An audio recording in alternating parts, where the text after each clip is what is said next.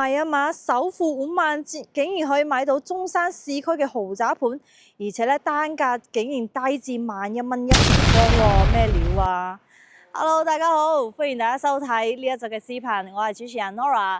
咁啊，今一期啦，嚟到中山火炬區啊，因為睇到廣告啦，喺度宣傳話呢度啦，首付5萬蚊可以買到中山嘅豪宅盤，而且咧發展商仲送埋你私人定製嘅一個裝修方案俾到你喎。哇！呢個係第一次聽到啊，所以今日咧嗱聲嚟到呢個區位啦，忍唔住啦要影翻個視頻啦，分享俾大家睇睇啊。咁啊，首先 Nora 所處嘅位置啦，就係中山火炬區遠洋新天地呢個樓盤啦。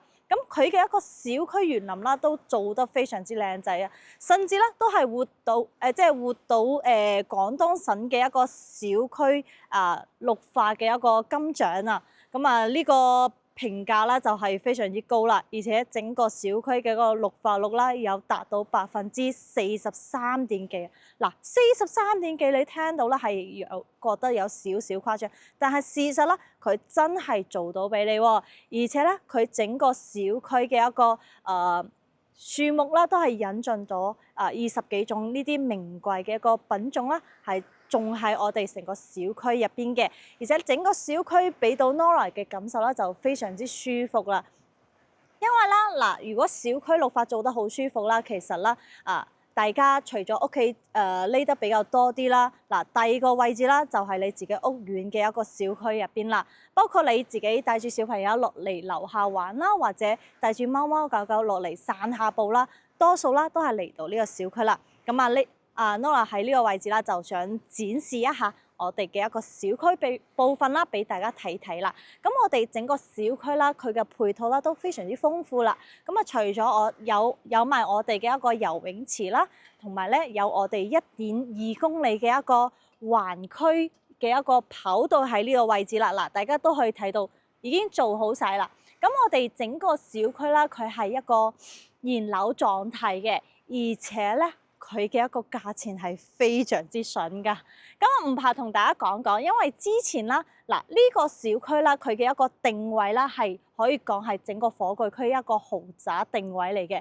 包括佢小區一個設計啦、戶型設計啦、裝修標準啦，同埋佢嘅一個用料啦，都係好好嘅。因為佢曾經嘅價錢咧要去到2萬幾，現在咧單價直接係打咗5折去出售㗎嚇。OK， 咁接下嚟啦，我哋講翻佢嘅一個位置啦。呢個樓盤啦，佢係位於火炬區入邊嘅。同埋咧，佢係同東區去交界啊嘛，所以佢去到我哋嘅一個商圈啦、Coco Park 啦，同埋 Top Park 啦等等呢啲大型商圈啦，都係3公里5分鐘左右就可以去到噶啦。而且樓巴啦，而且樓盤佢自帶呢個樓巴啦，係可以翻到香港市區嘅，同埋咧。仲有接機樓如果咧你想去出去玩嘅話，咁佢呢個小區咧就有呢個接機樓啦，去坐翻呢個機場大巴啦，去到深圳啦、廣州啦，同埋珠海啦等等呢啲機場嘅。同時咧入邊仲有旅遊團啦，就比較中意即係如果你想去旅遊嘅話，就可以坐翻呢即係報名喺自己屋苑樓下，你就可以報名去參加呢啲旅遊團。去到全國各地去旅遊啦，咁我覺得呢一點係好好嘅，因為如果你有想諗住話過嚟呢邊退休自住得閒出去度下假旅下遊落到樓啦，你就可以報名噶啦，呢一點係非常之方便嘅，同埋咧樓盤咧，佢自帶有7000平方嘅一個商業街嚇，陸續啦都係已經係開咗業噶啦，包括有啲便利店啦、錢大媽藥鋪啦、理療中心等等呢啲，全部都係有埋晒嘅。咁可以俾到大家睇睇，我哋呢個咧就係比較中心位置嘅一個小區啦。我哋整個小區嘅話，佢嘅一個體量係非常之大嘅。可以睇到我哋身後呢度咧就係我哋在售嘅一個單位啦。事不宜遲，我哋上去睇睇啦。OK， 咁我哋依家咧就上嚟20座嘅2樓咧，去影翻我哋示範單位啦。咁我哋20座咧，最主要係以細單位為主啦，2梯4伙嘅。咁我哋就由細睇到大啦。OK，咁我首先我哋睇翻身後呢個04單位啦，佢就做咗87方嘅3房2廳1衛嘅，咁係遠洋新天地嚟講啦，係面積比較細啲嘅入門級嘅一個戶型啦。OK，咁我入門口啦，嗱呢個位置咧其實有足夠嘅空間咧去做到鞋櫃嘅一個空間啦。咁啊，如果你即係入邊唔做嘅情況下啦，就係做喺呢個位置嘅。OK，咁入到嚟啦，嗱其實啦，嗱。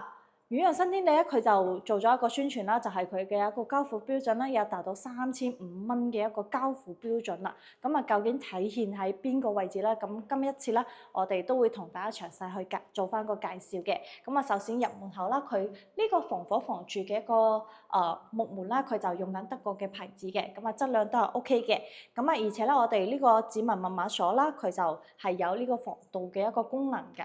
咁可以喺連接到手機嘅，咁啊到時有有咩問題啦，佢係可以直接到你手機報警㗎嚇。OK，咁啊入到嚟啦，嗱87方咧，佢就做咗一個傳統嘅樹廳戶型啦，3米6嘅一個空間啦，餐下一體嘅。咁我哋先睇埋個廚房先啦。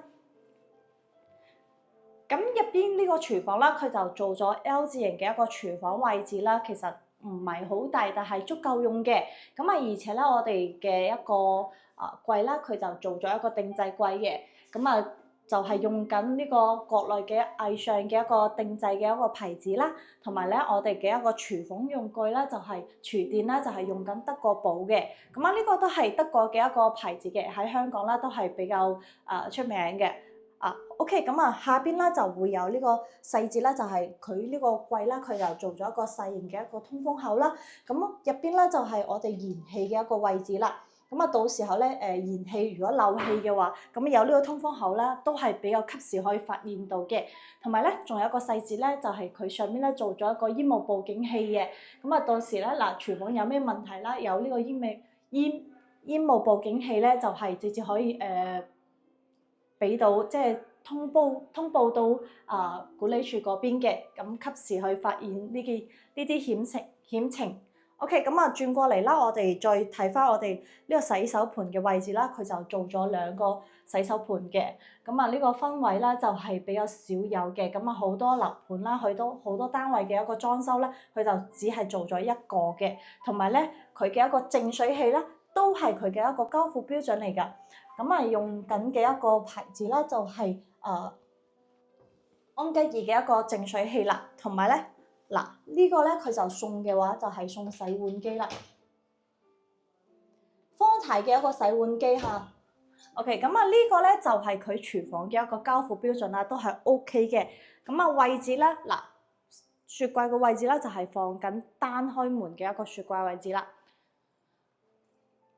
咁啊再出翻嚟啦，咁我哋可以睇到嘅一個吊燈啦，同埋我哋嘅一個射燈啦，都係佢嘅一個交付標準所見即所得嘅。咁啊，同埋啦，我哋嘅一個中央冷氣啦，就係用緊日立嘅一個牌子啦。咁啊，全屋嘅一個中央空調都係佢嘅一個交付標準啦。咁我哋可以睇到我哋呢啲細節啦，嗱有啲分區嘅一個按鍵啦喺呢個位置嘅，而且咧有一點就係佢喺呢個位置啦，就係如果啦你離家嘅話，你可以直接按呢個鍵啦，佢就燈係全部熄晒嘅，就唔會話出現到有啲地方啦，你出門啦你就唔記得關燈啦，唔記得熄燈啦，同埋佢回家嘅話，如果你撳呢個回家鍵嘅話，佢都唔會話全屋嘅燈全部亮晒，只會亮埋客廳嘅位置嘅。咁我覺得呢個設計啦都係比較好嘅，比較貼心啲嘅嚇。OK，咁啊就驚有啲人就係出咗門啦，有啲地方唔記得熄燈啦，咁啊直接撳呢個鍵啦，你就可以全部熄晒㗎啦。OK，你就唔使逐步做一個房間去做翻個檢查。咁我哋呢個87方咧，佢個朝向都好靚仔嘅，咁係朝住東南向㗎。OK，咁啊望晒我哋攞到金獎嘅一個園林景啦，非常之靚，非常之舒服啊！而且大家有冇發現到啦？嗱，如果喺露台望出去啦，其實樓間佢係夠細闊落嘅，有超過8米㗎嚇。OK，咁我再入翻嚟啦，睇翻我哋裏邊啦。嗱，因為我啱先撳咗個離家見客，所以佢有啲就全部係熄晒燈嘅，咁我就開下佢先。OK， 咁我哋呢邊啦，因為我哋87方啦就只有個洗手間，所以佢嘅一個設計啦就做咗一個3段式嘅一個設計啦，乾濕分離全部都係做好晒嘅。OK， 咁房間方面啦，就喺呢度咧就會有間客房啦。其實咧，大家細心啲睇嘅話，就會發覺其實佢每間房咧都係比較平均啲嘅，就唔會話出現嗰啲大細房啦。嗱，仲有呢一間，大家可以睇睇。嗱，呢間咧就會有少少北向嘅，咁但係咧有個亮點就係佢呢個房間啦，佢係贈送1半嘅面積嘅，咁呢間房間啦可以放到米5嘅床都冇問題嘅，咁佢係幫你揼咗呢個飄窗位置啦，咁作為一個贈送部分啦，係幫你處理好嘅，咁你日後咧就唔需要自己去揼埋呢個飄窗位置啦。OK， 再過翻嚟睇翻我哋主人房啦，咁主人房啦，佢就會有個 L 字形嘅一個採光面啦，係比較舒服嘅。咁同埋咧，我哋呢度咧其實可以設計做翻個梳妝台嘅位置啦，咁放到1.8至2米嘅床都 OK 嘅。同埋咧，我哋衣櫃咧都係用緊藝尚嘅，咁主人房嘅一個衣櫃係有贈送㗎嚇，都係佢嘅交付標準之一。而且咧，開咗門之後咧，佢呢度咧就會有個細節，就係佢有個感應燈。咁你開咗之後咧，你就可以睇得好清楚入邊有啲咩衫啊，或者點樣。OK， 咁呢個都係佢嘅一個交付標準嚟嘅。咁呢一套啦就係87方嘅單位啦。咁總價啦唔到100萬咧就可以立低啦，首付5萬蚊嚇。OK， 咁我哋接下嚟咧去睇翻個大啲嘅單位。咁呢個03單位咧，我哋就唔過多去講啦，因為其實冇咩單位可以選擇到噶啦，而且咧佢係111方嘅3房2廳2衛，同87方嘅戶型咧係一樣嘅，只不過咧佢就係多咗個洗手間啦，同埋房間各方面咧就會大翻少少嘅，同埋咧之後咧我哋可以睇翻125啦。咁呢度咧有個亮點啦，都係可以同大家講一講。其實啦，嗱呢個咧就係佢水標啦嘅位置嘅，但係咧佢就唔似其他樓盤嘅一個設計啦，就封咗佢嘅。佢係預留咗一個通風位喺呢個位置嘅。咁即時啦，你潮濕嘅天氣啦，有呢啲通風位啦，你其實每個位置就唔會太過於潮濕啦，同埋咧有個通風位喺呢個位置啦，你整個空間整個走廊位啦就唔會太過焗嘅。OK， 咁接下來咧我哋睇125方嘅單位啦。嗱，其實啦呢兩邊啦都係125方嘅單位，但係125方嘅單位咧佢嘅隱私性啦會更加高啲嘅。點解咁講？一齊過嚟睇睇先。咁我哋睇呢邊啦，因為另外一邊啦就會有人喺入邊嘅。咁可以睇到嗱，由呢度開始到我哋嘅一個大門啦，佢成個空間都係嚟嘅。而且咧，我哋呢個北面嘅話，佢都做咗一排嘅一個窗喺呢個位置嘅。咁採光面係非常之舒服嘅，而且咧都係有呢個開關啦，係可以打開嘅，啲窗係可以打開嘅。所以佢嘅一個通風性啦係做得好好噶，咁呢一點咧係其他樓盤係冇嘅，係屬於佢嘅一個優點啦，佢嘅一個樓盤設計嘅一個優點啦。咁我哋入到嚟啦，就係一個雙開門嘅一個設計啦。因為125方啦係我哋20棟嘅一個大單位面積嚟嘅，所以佢嘅一個設計啦都係做咗子母雙開門，係比較大氣啲嘅。咁同埋啦，我哋入到門口啦，嗱呢個咧藝尚嘅一個定制櫃啦，都係佢嘅交付標準啦。其實一排嘅鞋櫃有足夠空間可以用到噶啦。OK， 嚟到啦，我哋125方啦，係最主要係做翻個南北通透嘅一個雙露台設計。咁首先我哋客廳嘅位置啦，有3.6米嘅一個開間啦，係足夠嘅，而且咧可以放到圓台啦或者長台嘅一個設計啦，就睇翻你自己中意啦。咁我哋先睇埋個廚房位置先。咁廚房位置好明顯咧，係比87方咧係大咗嘅，而且咧佢可以放到雙開門嘅一個雪櫃位置俾到你啦。咁可以擺到雙開門啦。咁同埋咧，我哋嘅一個廚房都係一個 U 字形嘅一個設計啦。咁呢邊櫥櫃啦，我哋就唔過多去講解啦。交付標準係一模一樣嘅嚇。咁啊，最主要係俾大家睇翻個間隔啊，而且咧嗱呢度咧有兩面窗嘅。咁我覺得其實廚房嘅通風效果係好好嘅，因為有兩邊窗嘅一個通風啦，同埋採光喺呢個位置嘅。OK，咁我哋睇翻出邊啦。嗱，呢個露台啦，佢就係朝南向嘅一個露台啦。咁啊，但係咧，佢就會俾我哋前邊111方嘅單位啦，會遮住少少嘅。所以我哋一般開門啦，就係開喺呢個位置嘅。咁樣嘅話，呢邊嘅話都係可以做到南北通透嘅一個通風嚇。咁不過唔緊要，因為呢個位置咧，你係最主要係做翻個生活露台，因為佢嘅汽水位都係已經係做喺呢個位置做好俾你噶啦。咁啊，如果你一個露台足夠用嘅情況下啦，你唔想令到你自己個客廳更加大啲嘅話，你就可以封埋呢個露台啦。咁你個廚房、餐廳位置嘅話就更加大啲嘅。OK， 咁啊再過翻嚟啦。嗱，客廳嘅位置啦有4.2米嘅開間嚇，非常之闊啊。咁我覺得你呢度啦嗱，設計我哋背景牆嘅位置啦，U 字形嘅一個梳化位置啦，全部都係足夠空間嘅。咁我再出翻嚟啦，睇翻我哋嘅一個露台啦。嗱，呢個露台啦都係好大嘅一個亮點。點解咁講咧？因為咧佢係270度嘅一個通風。嗱，如果你平時睇翻其他單位嘅話，多數啦都係就係呢度咧有遮擋啦，或者只有呢一邊啦先係露台嘅一個景觀面啦，兩邊都係牆啦。但係呢度咧係可以做到270度嘅一個通風啦，同埋採光啦，同埋景觀係俾到你嘅。而且咧，我哋望到嘅景觀係非常之靚嘅，係朝住北向嘅，喺望到我哋山景啦。嗱，出邊睇到嘅呢3座啦，就係未來我哋3期嘅一個位置嚇，未加推嘅。OK， 咁啊呢一套咧就係125方嘅客廳位置啦。我哋入去睇睇另入邊嘅4間房啦。因為125方佢係做到4房俾到你嘅。首先我哋呢度咧係一個客廁嘅位置啦，乾濕分離啦，全部都係交付標準俾到你啦。咁我哋呢間房咧就係朝住北向嘅。咁啊呢個飄窗位啦，佢冇整啦，就係證明到佢係唔可以揼嘅。但係咧都可以放到榻榻米啦，你就坐喺上面去睇書啦、飲茶啦，都係 OK 嘅。咁我哋第2間房咧就係朝南向嘅，東南向嘅。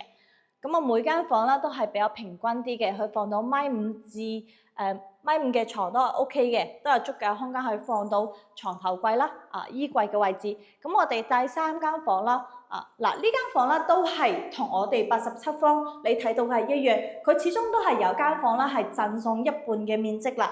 嗱呢個位置啦，贈送咗一半嘅面積，所以整個宇陽新天地佢嘅一個實用啦，都有差唔多接近90%左右嘅。OK， 咁我哋睇埋主人房先。嗱，主人房嘅設計啦，都係 L 字形嘅一個採光面啦。嗱，呢度咧可以放到梳妝台嘅位置啦，1.5米嘅床啦，1.5至2米嘅床都係 OK 嘅。咁啊，最主要係睇翻你購買嘅家私，同埋咧我哋主人房嘅一個贈送嘅一個衣櫃啦。咁啊有個亮點就係嗱。如果你經住廁所門啦，對住睡床嘅話，佢呢個櫥櫃嘅一個位置就，唔係佢呢個衣櫃嘅一個位置啦，佢就發揮咗作用啦。嗱，閂咗門啦，你就唔使對住個廁所啦，但係打開門啦，佢呢邊啦就有兩邊嘅一個衣帽櫃咧，係做到俾你嘅。咁樣兩邊嘅方位就係呢個爸爸房啦，呢個媽媽房啦，一人一個衣櫃 ，OK 唔使爭。咁啊入到嚟啦，呢度咧就係做咗我哋洗手間嘅位置套房嘅洗手間位置，乾濕分離、明窗嘅一個設計。OK， 咁啊呢一套咧就係125方嘅單位啦。咁啊總價咧就係140萬左右，首付5萬蚊就可以立低㗎啦。咁啊接下嚟啦，我哋睇埋隔離21座嘅大單位啦。咁就一齊過去睇睇先 ，Let's go。咁我哋依家咧就上嚟有一座咧去影翻我哋嘅大單位。咁我哋大單位咧佢就係2梯3戶嘅，戶數咧相對嚟講咧就比較細，但係面積咧相對嚟講咧就大啲嘅。咁我身後呢個戶型咧就係125方嘅單位，全部都已經售罄咗啦。咁啊，我哋另外一邊咧就係185嘅大單位，但係咧我啱先 Nora 都睇咗啦，始終個戶型咧都冇我哋接下來要影嘅137方嘅戶型靚仔，但係咧面積就大咗好多。相對而嚟講啦，你個總價啦，你要俾嘅總價啦就會多咗好多噶啦。OK，咁我哋轉過嚟睇翻137嘅單位啦。咁同我哋125方係一樣嘅，呢條走廊位咧全部都係你自己私人嘅空間，咁就可以睇翻你自己利用翻噶啦。OK，咁我哋呢一排咧就做咗一排玻璃嘅一個採光面啦，而且咧佢就會有預留呢個窗啦。係可以俾你自己去打開嘅，咁啊成個走廊位嘅一個通風性咧就 OK 嘅，係非常之舒服嘅。嗱，我打開咗之後啦，嗱呢個風咧都有呼呼聲啊，吹入嚟啊，好舒服嘅。就算係2樓嘅低樓層啦，因為我哋樓間佢係夠細闊嘅，所以佢嘅通風性係做得 OK 嘅。OK， 入到嚟啦，我哋嘅一個防火防蛀嘅一個木門啦，德國牌子嘅雙開門。都係一個大單位先會配有嘅一個子母雙開門。咁啊，同埋啦，我哋入到嚟啦，嗱一排嘅一個儲物空間啦，同埋鞋櫃啦，已經係夠使用嘅。如果唔夠啦，出邊個走廊位你可以自己利用翻。咁我哋同埋咧，我哋呢個射燈啦，都係做咗一個感應燈嚟嘅。咁啊關咗門啦，或者唔行喺呢個位置啦，佢就自己會熄燈噶啦。咁啊呢個咧就比較慳電啲嘅。咁我哋137方佢嘅一個戶型設計咧，就係做咗一個橫廳設計嘅。咁可以睇到我哋呢度橫廳設計咧有成6.5米嘅一個開間，非常之闊而且做得非常之舒服。嗱，全屋嘅一個中央冷氣咧都係佢嘅一個交付標準啦。首先我哋睇埋個廚房先。咁廚房對比翻我哋啱先啦，125方咧係當然啦都會大一些嘅，包括我哋呢個位置啦係真實實嘅一個位置咧係放到雙開門嘅一個雪櫃位置俾到你嘅，同埋咧廚房嘅一個膠標啦係一模一樣嘅，除咗呢啲裝飾啦或者呢啲廚具啦係冇嘅，其他全部都係交付標準。咁我哋137方咧，佢係做咗一個板房啦，俾大家參考下佢嘅一個家私擺放噶嚇。OK， 咁啊出到嚟啦，嗱客廳餐下一體嘅一個設計啦，嗱呢個位置咧佢就放咗我哋餐台個位置啦，佢只係放咗4人嘅一個餐台位置，其實啦如果你放張圓台係足夠嘅。OK， 咁啊睇翻我哋客廳嘅位置啦，嗱呢個咧佢就放咗U 字型嘅梳化位置啦，嗱呢度咧就電視櫃嘅一個位置啦，空間係 OK 嘅。咁我哋出嚟睇翻我哋贈送咗差唔多有12個平方嘅一個露台啦，係好大嘅，因為開間咧都有成6.5米長嘅嚇，而且咧都係有做到270度嘅一個採光啦，同埋通風嘅，非常之舒服。嗱呢個位置咧，佢就係呢個主露台啦，佢就係朝南向嘅嚇。OK， 咁望到嘅一個景觀啦，就係我哋嘅一個攞到金獎嘅一個樂園景嚇，非常之舒服。咁而且咧，我個人建議啦，如果你揀翻遠人新天地呢個位置啦，其實可以睇翻啲低樓層單位，因為佢始終佢嘅園林啦係做得好舒服嘅，綠化啦都係比較高啲嘅。咁睇到嘅一個景觀啦係比較舒服啲嘅。咁睇我哋第一間房先，咁我哋呢間房咧係朝北向嘅，咁佢就係做咗一個多功能嘅一個書房啦，或者功能房嘅個位置啦。咁我覺得如果你房間夠細用嘅情況下啦，嗱呢間房啦就係可以俾爸爸做翻個書房啦，或者小朋友嘅書房啦，多咗一個休息嘅一個區位啦。咁睇到嘅景觀咧就係南北向嘅一個山景啦。嗱，睇我哋樓間佢有幾闊啦，咁其實咧就唔會覺得好壓迫咯。OK， 咁出到嚟啦，咁如果你夠用嘅情況下啦，嗱呢間房其實可以 book 咗噶嚇，咁就可以做到南北對流。咁呢度咧呢間房啦，啱先我哋睇到嘅書房咧就係做到一個開放式嘅一個茶室啦，等等都係 OK 嘅，就睇翻你自己中意點樣去做翻個設計啦。嗱。我哋137方咧，佢係可以做到雙套間嘅設計。如果你三對同堂嘅一個情況下啦，嗱呢種會係最啱你噶啦，因為佢可以做到雙套間啦。咁呢家套間啦係肯定做翻個長者房啦，俾爺爺嫲嫲去住啊嘛。OK， 咁呢間房咧就係朝南向嘅朝北向嘅 OK。咁同埋咧，我哋呢度咧就有個客廁嘅，咁乾濕翻嚟啦，全部都係做好晒嘅。咁其實咧你係睇翻呢個戶型啦，其實就唔需要因為佢嘅一個裝修標準已經好高啦。你除咗買啲簡單家私家電啦，就已經係可以入住到噶啦。嗱，飄窗位置啦，佢冇揼啦，佢就係唔可以揼嘅。但係啦，呢種空間啦，就係買到榻榻米坐喺呢度啦，睇下風景啦，或者飲下茶睇下書啦。小朋友嘅房間都係 OK 嘅，空間足夠晒。最主要係睇翻我哋主人房啦，因為主人房係做得好闊落嘅。因為睇到呢度咧，呢個位置咧佢就做咗飄窗位全揼嘅一個空間。然之後咧成個呢個走廊位咧就非常之大嘅。呢個空間係點樣利用啦？你就可以買翻懶人梳化啦，放喺呢個位置啦，係睇翻出邊嘅風景啦，都係好舒服嘅。而且我哋呢度咧，佢就呢個位置就好大啦，所以佢就嘅設計啦，你就可以放翻你私人嘅一個珍藏品啦，比如放翻你啲名錶啦。你呢度咧同樣都係做到一個櫃嘅 OK， 但係咧。如果你覺得呢個櫃唔夠用嘅情況下啦，呢個空間你就去做到一個櫃啦。呢個衣櫃咧，佢都係佢嘅交付標準之一嚇，同我哋啱先係一樣嘅。佢俾大家睇一睇佢嘅一個儲物空間係足夠嘅，同埋咧呢度咧佢都幫你做好晒一個梳妝台嘅位置嚇，自己日後咧就唔需要自己去整噶啦，係包埋嘅。同埋咧，我哋入邊咧係帶埋個套廁嘅，空間都係足夠晒嘅。呢個咧就係137方嘅4房雙套間3個洗手間嘅一個設計啦。如果你覺得125方唔夠用嘅，想要享受型嘅或者一步到位嘅，就可以睇翻137方嘅單位啦。其實咧呢個137方咧總價150萬咧就可以立低噶啦。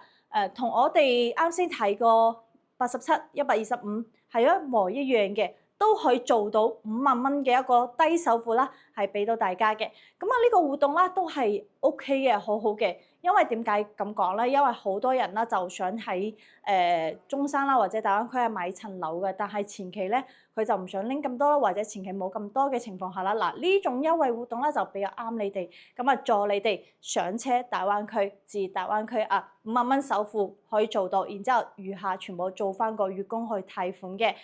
其實講翻遠洋新天地呢個樓盤啦，佢可以講係整個火炬嚟講啦，佢嘅一個交付標準啦，同埋成個樓盤做出嚟嘅一個居住體驗啦，係非常之好嘅。點解咁講啦？首先第一個啦，我哋可以睇翻佢嘅一個園林設計啦。佢嘅一個園林綠化係做到43%幾俾到你哋。其實好多樓盤係做唔到咁多㗎，但係呢個樓盤可以做到咁多，而且咧佢引進嘅一個名貴一個樹品啦，都係好多嘅。成個園林設計，我覺得園林係好重要嘅。點解咧？因為咧佢係屬於你第二個頭家，因為你落到樓啦，包括你帶住小朋友去落樓玩啦，或者你養啲貓貓狗狗啦，你落去行翻自己個園林啦，呢種體驗係最重要嘅。但係咧，遠洋新天地咧，可以將呢個園林感受啦，係做到極致嘅。即時你翻到屋企係屬於一種歸家度假嘅一個模式俾到你啦。OK， 呢個係佢第一點啦。第二個點啦，遠洋新天地呢個位置啦，你無論去到深圳都好啦，或者落去珠海都好啦，佢嘅一個交通係非常之方便嘅。唔到1公里咧，就可以上到東區呢個高速路口，然之後接駁翻深中通道翻到深圳。或者係行翻我哋嘅國道坦洲快線，直接可以鏟到珠海嘅。咁啊，呢個咧就係佢嘅一個交通網絡啦，同埋咧佢自己有個接機樓啦，你就可以坐翻我哋嘅一個機場大巴啦，係可以去到廣州啦、深圳啦，甚至珠海呢邊嘅一個機場啦，都係非常之方便嘅。同埋咧佢呢個位置啦，去到中山港碼頭啦，都係好近嘅，10分鐘就可以到啦。咁就可以坐船翻到香港同埋咧呢個位置啦，你打車啦都係10蚊雞打車都係10分鐘左右就可以去到中山北站或者中山站可以去到北上廣州啦南下珠海等等呢個位置，交通網絡係非常之豐富，而且樓盤自帶呢個巴士啦，係兩地巴士啦，屋企門口就有呢個兩地巴士可以直接翻到香港市區。咁交通網絡係非常之多元化嘅，咁同埋咧，甚至去到東區啦，繁華嘅一個商圈啦，都係3公里左右可以到嘅。所以佢嘅一個交通啦、配套嚟講啦，同埋咧生活居住體驗嚟講係 OK 嘅，而且可以做到低首付。如果你有興趣呢個樓盤啦，可以聯繫我掃我嘅二維碼啦，我發詳細資料俾你。咁如果你想實地睇啦，因為我哋係現樓嚟㗎嚇。咁你係即買即收樓，係即可以入住到㗎。如果你急住住嘅，又想揾到一個居住體驗好嘅，不妨你睇睇與人新天地再做翻個決定。OK， 掃碼攞資料，咁想睇樓嘅話就聯繫我。咁我哋呢一期嘅探訪視頻啦，就到呢個位置。如果中意 Nora 嘅視頻啦，可以俾個 like 我或者訂閱我，多多支持我嚇。咁我有更加多嘅動力啦，係分享更加多嘅視頻俾大家嚇。咁我哋下一期再見啦，拜拜。